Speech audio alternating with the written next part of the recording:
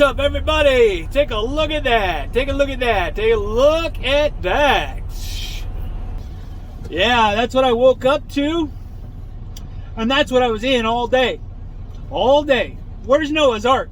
I need to know. Because boy, oh boy. It was just raining all day. All day, all day, all day, all day. I did get some breaks when I got to, say, Stockton on my first run. There was no rain. From Stockton to Turlock back. I stopped in Modesto, then went to Turlock, and then on the way back it was raining. Got my second load going back to that Modesto store, and it just rained all the way there, pretty much until I got to, say, Ripon. And then it was just kind of a light sprinkle, and then it died out. And even over in Modesto it was just a light sprinkle, very light. But got back on the road, and that's all I dealt with all day.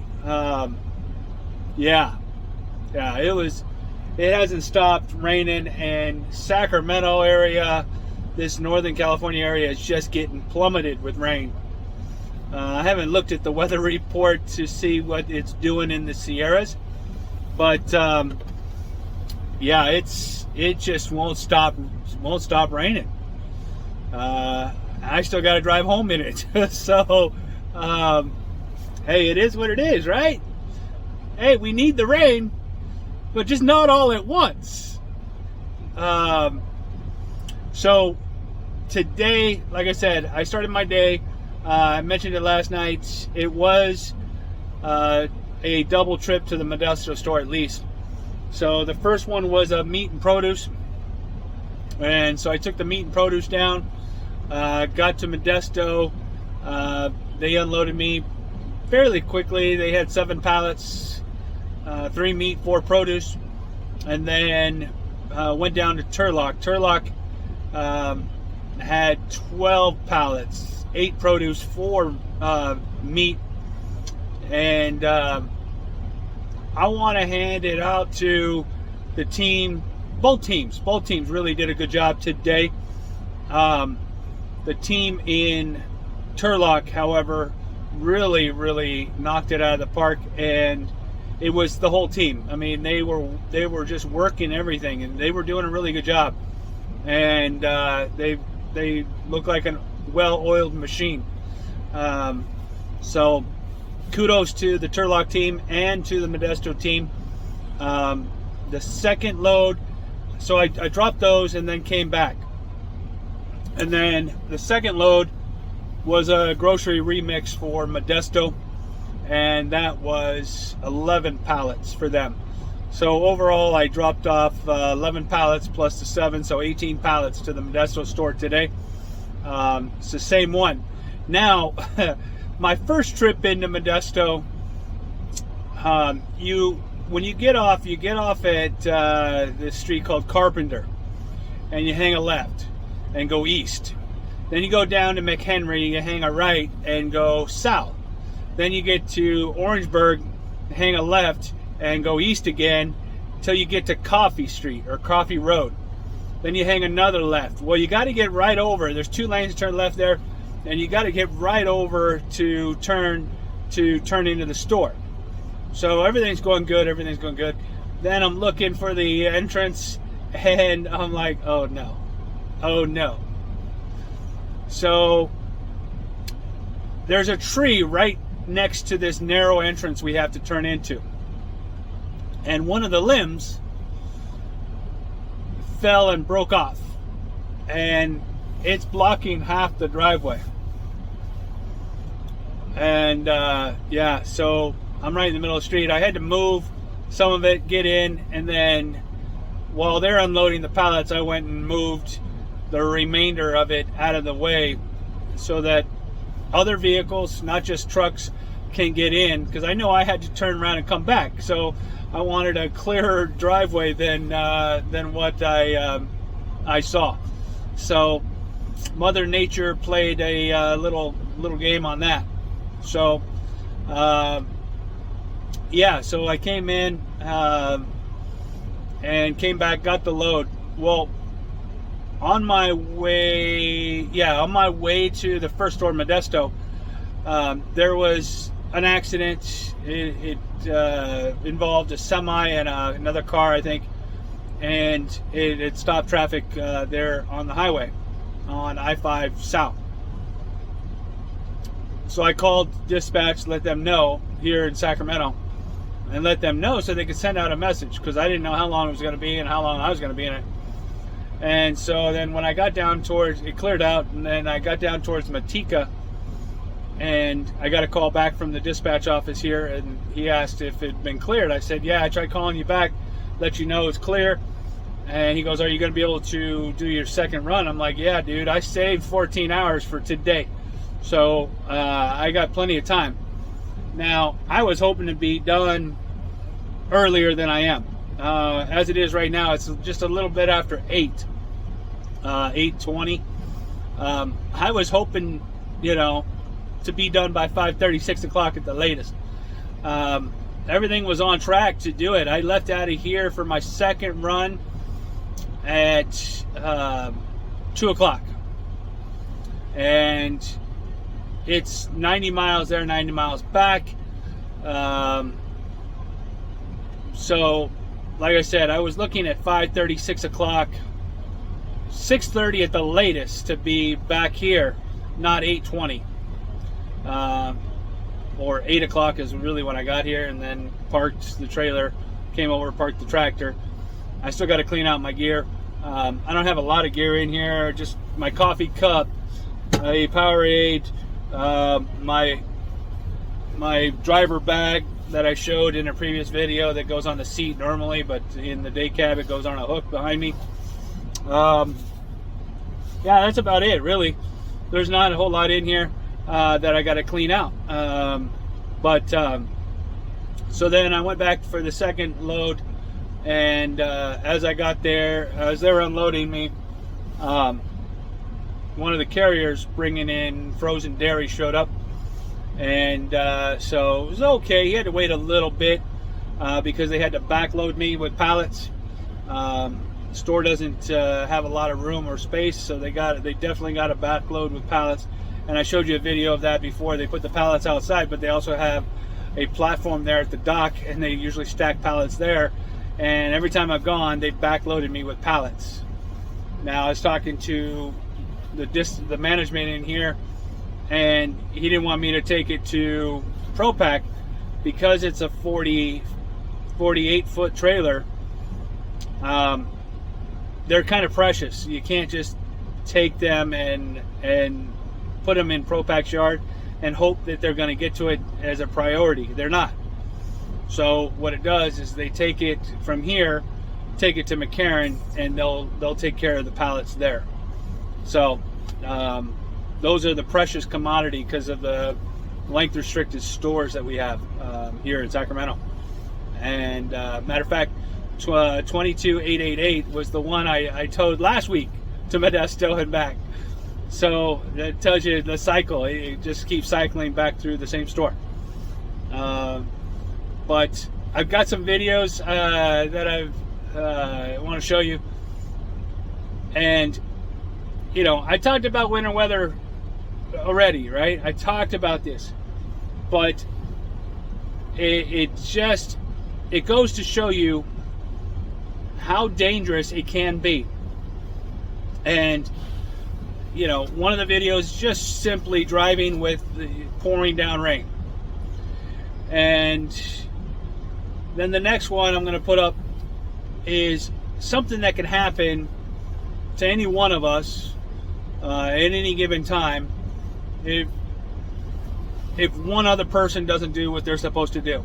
So you could be doing fine. You could be just driving just 55, 50, depending on the weather conditions, and you're in your lane, holding your lane, and somebody does something stupid, and you find yourself both in the ditch because that Yahoo didn't want to slow down or was following too close, what have you. So there was three semis off to the side. One was just in the median, stuck in the mud. Looked like they got the other one out of the mud. And there was a third one. I don't know if he ever went in the mud in the center median. Yeah, it was bad. I don't think that this is the first rain, but it's the first like persistent, steady, hard, downpouring rain that we've had. And Caltrans, hats off to them. They're putting out the signs: caution, watch out, slow, reduce speed, watch out for flooding. Flooding in all areas, they say. In all areas. There was definitely a lot of flooding out there. During the day, it's a little bit easier to see. At night, you really are going to have a little problem if you're not paying attention. I was on my way back from Modesto on this last pull, and went across the crosstown in Stockton, Highway 4. And I'm coming down. It's kind of a little bit of a downgrade, and then you go back up because you're going under an overpass above you. And so you're coming down, and there I was in the far right lane, and somebody in a car was just ahead of me in the lane to my left. Now, I saw it coming, but then what really got it was he went through it first and kicked up all the water. And there was a huge flood, puddle, whatever you want to call it, standing water right there. And so I took my foot off the accelerator, covered the brake but didn't touch it, and held on with both not tight hands, but firm grip on the steering wheel.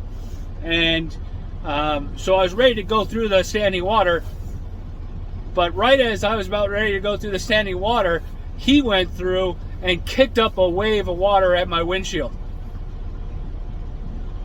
I couldn't see. I'm going through the standing water like a NASCAR driver that just blew an engine and can't see the crash that's right in front of him, that he's trying to dodge, going 140, 50 miles an hour or whatever they go. Yeah, I couldn't see. I mean, that wave of water, my wipers were on full blast too. That wave of water just covered my whole windshield as I was approaching that standing water on the ground, and I made it through. But you're like, come on, just go straight, and hold on. And it made it through, and then as soon as I was through, I got back on the accelerator. It just goes to show you have to really watch out for that stuff. I was seeing a lot of tractor only or bobtails just driving, out there, and I never allowed any of my drivers to bobtail and stuff like this because they don't have any weight on that the drive axles, and it just needs one. What I just I went through to go through that, and they're spinning out like crazy. I lost count. I honestly did. I was trying to keep track of how many accidents, how many cars I saw today on the side of the road, spun out, maybe a single spin out, or single vehicle, or multiple vehicle accidents. There was one that went off went through the guardrail and down the embankment. And when I saw that first is when I came to Sac, and I was heading east on I-80. And then when I came back, they got the occupants out and sent them off or rushed them to the hospital. But then now they have the two tow trucks trying to get the vehicle out, and they're trying to get that vehicle out. And then just before that, there was another accident that CHP had to push the car all the way off the side of the road to clear traffic. And then, of course, that accident I showed you on the video that I got on my dash cam. But it's just some crazy driving today. And, every day I think, wow, we're lucky.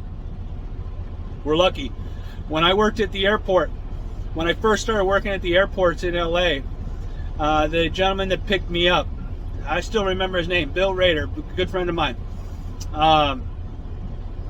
He picked me up from our parking spot over by the American Airlines hangar, and he was driving me over to the Tom Bradley International Terminal.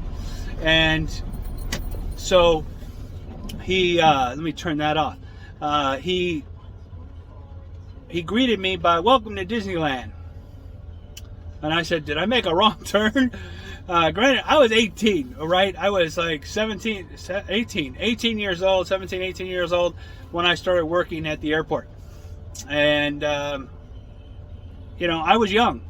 I had no respect for safety. I had no idea about safety. And working around planes can be dangerous. And as I progressed in that field, I started having to do accident investigation reports as part of management. And I'm telling you, I started getting more and more nervous because I started seeing more and more things that can go wrong. And the person that got hurt or the person that had the accident wasn't at fault. It was somebody else that wasn't paying attention. So what I'm trying to say is you've got to watch out for that other guy. And in weather like I just showed you, this is the time where you really got to be careful. Like I got a big F-150 raised up, big tires, all-terrain tires, but I'm going to be driving very careful on the way home because I want to make it home. So be safe, everyone. That's my safety tip for today. You like my new hat? This new hat I got today. Yeah. It was nice. It says Region 1 right there. And then on the other side, Sacramento. And they gave it to me today. I was like, yeah, I'll take a new hat. Yeah, I like that hat. And it fits too. So it's a large, extra large, those flex fit ones. So, hey, if you like hats, send me one. If you got one like this or something, not Sacramento, but I like hats. I'll take a hat from wherever you're at. All right, guys. Hey, this is Phil from Walmart. Driver number 40346. Again, that number 40346. I'm steaming up the windows in here. But Phillip Delk, Sacramento, 6889 is our domicile here in Sacramento. So be safe, everyone. Stay dry, stay safe. Later.